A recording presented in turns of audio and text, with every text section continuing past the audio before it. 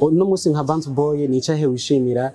nka Big Fizzo kuva Bantu bwoy itanguye hariho n'abaririmbyi baciye iwanyu kandi ntibazima barakomera cyane nka bakiriko bari mu Faransa nicahe kintu kikunezera nk'umuvyeyi wawe nishimira cyane kubona warareze umuntu cyangwa warigeze gufasha umuntu uwo muntu akajya atera imbere kumva ni yanuze yiwe igaruka kuri wewe. Aramajambo menshi yavuze bati restaurant sigwiwe abenshi bagoma bavuga none munsi ariko ukuri kuhagaze he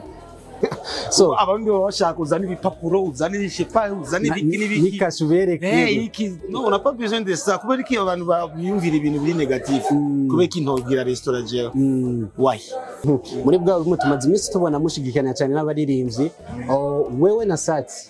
hariho icyo zica muri industry kuba mwumvikana kuba muri kumwe kuba mushigikira nawe kagushigikira simbona ko ari iterambere nuko murashwana ahubwo koja hamwe twese nk'abaririmbyi kuko dazi yuko inumbero yacu nimwe twese kubwira bo baronke izo content kandi zibinjiriza mu YouTube zabo so uwo mwanya je nawe mfise kandi nyataka je mugabo family yanje yereke ku bantu ndashobora kwica no muntu kubera family yanje arico bifasha base na beef nta base bifasha base ya uko uravuga umuryango wanje uko uravuga madame wanje uko uravuga umwana wanje bro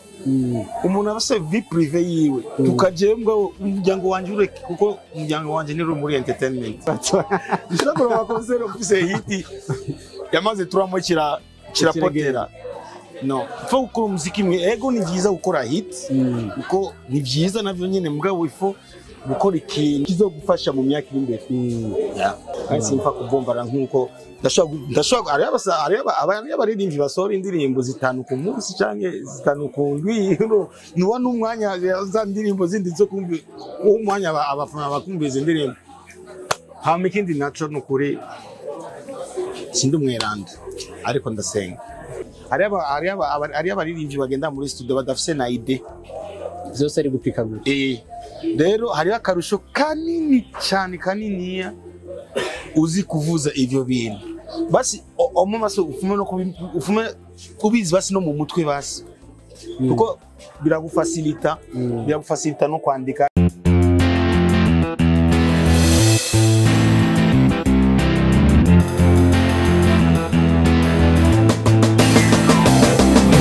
Yes, welcome to Open Mic. My name is Patrick. Turi kumwe n'umuririmbyi Big Fizzo ndakuramukije. Abaramukije nanje. Meze neza. Turashima Imana. So, felicitation cyane. Merci. Ni bese bavuga ati umuririmbyi hagati yo kuririmba abandi ntibari bazi ko abandi bashobora gukora ibikorwa nka restaurant nk'ibi byo ari kuragira. Icyo biro cyatanguye ryari bimeze gute muri rusange? Bon, en fait umuntu abafise ama projet menshi nuko nyine adashobora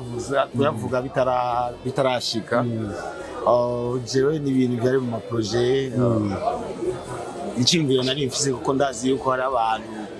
nyine nk'aba bakunzi cyane ikiwoza umugure resto kandi urabona kabe ni normal iki abani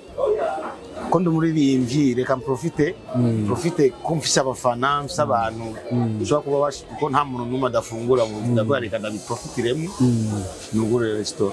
twabonye uragira umunsi umwe mu ndwi ukaza ugasereva muri we biba bimeze gute nta soni gutera nk'uririmbyi abakomeye ntera pasi gute byonera isoni gute uriko urasereva abantu bawe kandi ari kuri biro yiwawe byonera isoni aho waje birangyohera cyane no musi nka Bantu bwoy nicahe wishimira nka Big Fizzo kuva Bantu bwoy itanguye hariho n'abaririmbyi baciye iwanyu kandi ntibazima barakomera cyane nka bakiriko bari mu Faransa nicahe kintu kikunezera nk'umuvyeyi wawe kuri wewe nk'umuvyeyi ufite umwana akiga kaheza amashure agakora n'ikintu cyo kwishimira akagutera iteka rijya n'iteka abantu urumva ni ibintu nishimira cyane kubona warareze umuntu cyangwa warigeze gufasha umuntu uwo muntu akajya atera imbere kumva ni yanuze yiwe igaruka kuri wewe yego aramajambo menshi yavuze bati restaurant sigwiwe abenshi bagoma bavuga none munsi ariko ukuri kuhagaze he na Bantu bwoy bavuga ko atari yiwanje urumva abavuga bazovuga reka baze baravuga c'est normal ibyo je sindaba amajambo ari negatif je ndaba amajambo ari positif ari gwanje atari gwanje ndinga so abantu bashaka uzane ibipapuro uzane ishepa uzane ibiki nikasha ubereke iki no on a pas besoin de ça kubera iki abantu biyumvira ibintu biri negatif kubera iki ntogira restaurant je why kubera iki ntogira ikindi kintu why atari yeah abona bafise amapansi ari negative. Muri bwa bumwe tumaze iminsi tubona mushigikana cyane n'abaririmbyi. Wewe na Sati hariho icyo byica muri industry kuba mwumvikana, kuba muri kumwe, kuba mushigikira nawe ukagushigikira nkuko twabibonye yagushikiye muri no restaurant. Nibaza yuko tunze ubumwe tukaja hamwe twese tukagira ibintu industry yacu yo tumitera imbere. Simbona ko hari kibica, simbona ko hari umuruhombo, cyari simbona yuko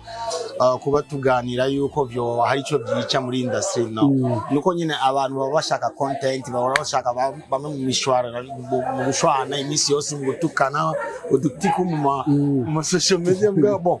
Yego biracangamusha abantu, biracangamusha usikuvuga ngo nta terambere bidu.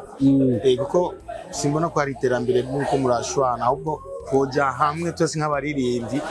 kuko dazi yuko inumbero yacu ni imwe twese. Nuko muziki ndundi hoteli imbere, nuko natwe toba turi koraba ko tuzi bendera hakurya tukaja mu ma awards zo hanze bro. So nibaza yuko harabamwe babo bashaka content, babo bashaka babona yuko abantu baguma bashwana, abantu baguma baterana kugira bo baronke izo content kandi zibinjiriza mu YouTube zabo. So uwo mwanya je nawe ufise kandi yego uramaze kwidogera cyane abantu bandika ibintu bakataka n'umuryango wawe. Yego bigukora ko kuri famille yawe kukwandika ko famille ni famille. Jewe nyataka jewe mugabo famille yanje yireke kuwana ndashobora kwica no muntu kubera famille yanje. Hari cyo bifasha base na beef nta base bifasha base ya uko uravuga umuryango wanje, uko uravuga madame wanje, uko uravuga umwana wanje bro. Umuntu abase vie privé yiwe tukaje mugabo umuryango wanje ureke, kuko umuryango wanje ni muri entertainment. Yego ariyo abaririmbyi benshi baza bakamara umwaka imyaka 3 bakagenda, ariko umaze imyaka irenga 20 ukirimo wa muziki kwa kundi ukiri Fizzo. Nize impanuro wohereza abaririmbyi new generation yo muri kino gihe kumenya ivyo barimo, kuko kenshi usanga abariko barabikora peut-être batazi, kuko ntibazi ivyo barimo. Je sais pas si bose mugabo benshi nimba baza akagira muziki umwe ibiri umwaka umwe agaca hitinga akaca genda. Je nibaza yuko ata discipline baba babishiramo kenshi cyane, kuko mu kintu cyose ni discipline. Ufise discipline ukamenya naho ushaka kugera, bien sûr ugakora kubaha ubusumba nibaza ko bogere kure kandi bakaraba bon je sais pas, bakaraba n'ivyo baza bararirimba message shobora gutusha umuntu. Kuko benshi bakunda gukora hit, baba bashaka gukora hit. Pourtant ukoze umuziki mwiza ni wa muziki utabora uzo uririmba abantu bazoza ku makonsere kubera uwo muziki. Kuko uravye hari imiziki myinshi anye yahitinze juste 3 mois 4 mois ubu yarapoteye kacigenda. Uzoronka iyo konsere ryari ikibazo nshaka kuronka konsere ufise hiti yamaze 3 mois kirapotera. No fo gukora umuziki mwe ego ni byiza gukora hit, kuko ni byiza navyo nyene mugabo ifo gukora ikintu. Ubwa mbere ukiririmba kera cyane wari muri mood za kera, ariko uko imyaka kiragenda nuko wagenda uraduga mu bijanye n'indirimbo, ku buryo yaba abantu bo muri 2000 bagukunda, 2015 bakakuyumvamwo, gushika n'abana bakivuka ubu bakuyumvamwo indirimbo zawe za Bajuna za Munyana za kera biba bitandukanye. Bigenda gute kugira ngo uzurashanja muziki? Ifo kuyadapta kuko zivuza niko zitamba, kuko sinoguma muri za 96 ngume ndirimba vya 96 kandi turi muri 2000 nibishoboka. Ifo kwenye upepo unaenda na unaenda uko iyo nyine. So ni gikorwa ciza wakoze cha festival cha Bantu Boy cha Independence, ariko uno mwaka nticagenze neza nkuko cyahora kigena mu myaka iheze. Byagenze gute? Habuze iki? Bon, tous les jours c'est pas dimanche. Harige bigenda neza, harige bitagenda neza. Gusa nuko bon ingozi byagenze ibyo twakoreye byose mu muze ruguru byagenze neza, mugabo ngahe Bujumbura uwo twari tumvikanye hariho ibintu twari tumvikanye ntavyo yagize, ntavyo yashikanye cyatraye. Vizo yawe muri rusange ibihagaze kuki kuri bijya biteramo ukora n'isi yose muri juye? D'abord hari abantu kwigira independence kuko ni ikintu kinini iyo abantu badukiye mu nuze uvuga batumye twikukira urumva kuri jewe ni ikintu kinkora ku mutima avuga ni zora ntembera intara peut-être yuko hari abantu batabihiga hari abantu badahagacisha cyangwa batavyibuka je nkabigira nk'umwibutsa nko kuza ndabibutsa yuko dutegerezwa kwishimira ukwikukira ku Burundi n'abarundi bose. Yego.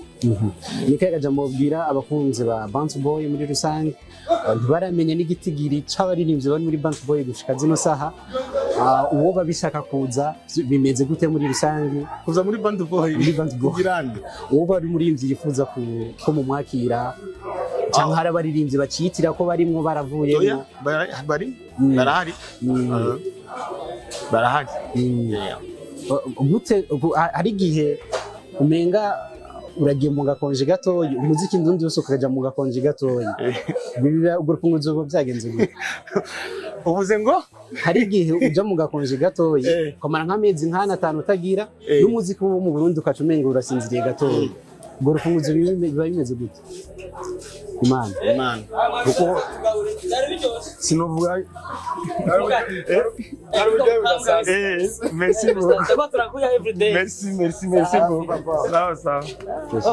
salama je novuga ko ari Imana kuko jewe sinovuga ko nsumba abarundi bose ko hari ikintu cha special cyane mbwagira nuko nzi nuko mbanzi gukubitaho abafana bashaka kandi simfa kubombara nkuko ndashobora ari abaririmbyi basohora indirimbo zitanu ku munsi canke zitanu ku ndwi nuwa n'umwanya za ndirimbo zindi zo kumva umwanya abafana bakumbiza indirimbo hama ikindi naco nukuri sindi umweranda ariko ndasenga ndasenga ashaka fois so indirimbo ndayisengera eko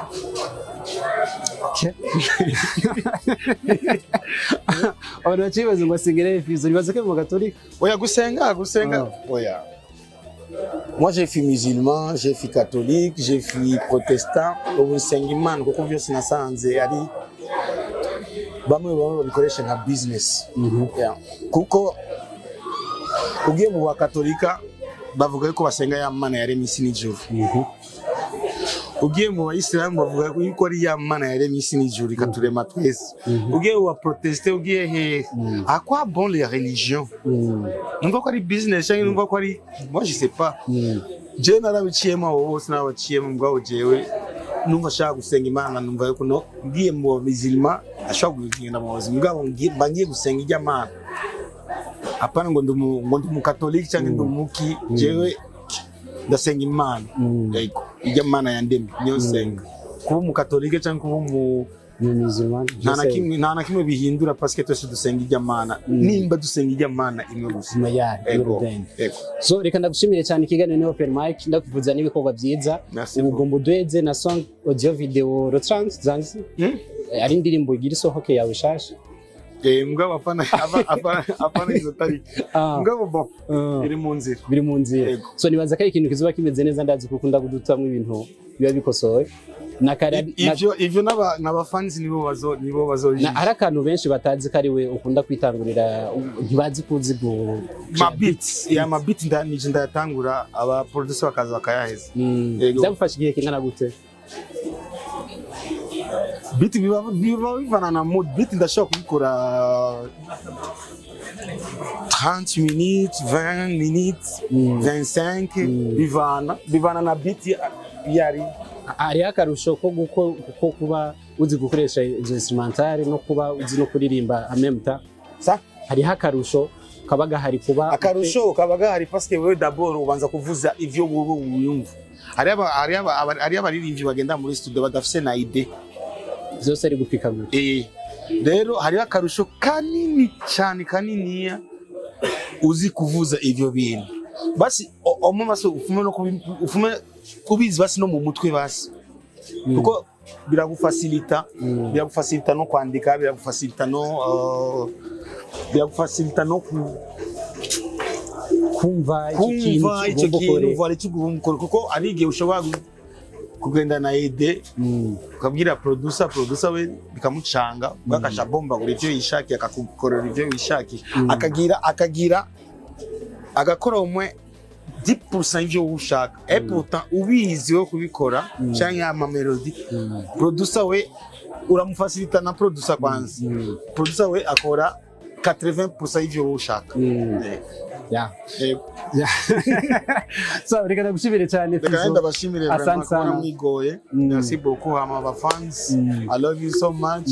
vuba ndabatamwe ikindi kintu Hama karibu kuri food o'clock ego asereva misi yose ushaka n'amazi niyo yakuzaniye